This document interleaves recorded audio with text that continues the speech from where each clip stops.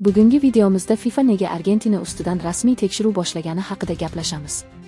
Argentina terma jamoasi Angliyani mag'lub etib, Jahon chempionati finaliga chiqdi. Ammo g'alabadan keyingi bir voqea butun dunyo e'tiborini tortdi. Ayrim futbolchilar Malvina orollari Argentinaniki degan banner bilan suratga tushishdi. Oradan ko'p o'tmay FIFA bu holat yuzasidan rasmiy tekshiruv boshlanganini ma'lum qildi. Xo'sh, nega bitta banner shunchalik katta shov-shuvga sabab bo'ldi?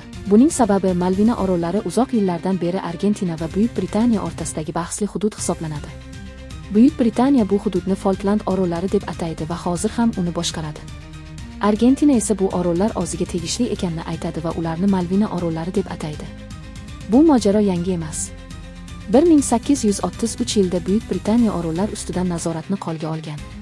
Shundan buyon Argentina bu qarorga qarshi chiqib keladi. 1982 yilda esa mojaro urushga aylangan. Argentina harbiy kuchlari orollarni egallashga uringan. Bunga javoban Buyuk Britaniya katta harbiy flot va qo'shin yuborgan.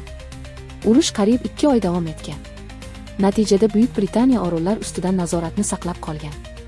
Bu urushda taxminan 649 nafar argentinalik harbiy, 255 nafar britaniyalik harbiy va 3 nafar orol fuqarosi halok bo'lgan. Shundan beri bu masala ikki davlat o'rtasidagi eng bahsli siyosiy masalalardan biri bo'lib qolmoqda.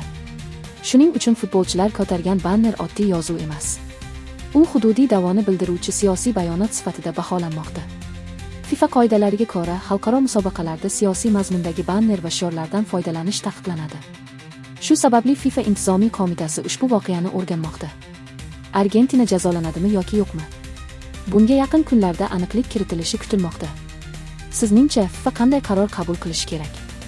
Fikringizni izohlarda yozing. Kanalga obuna bo'lishni unutmang.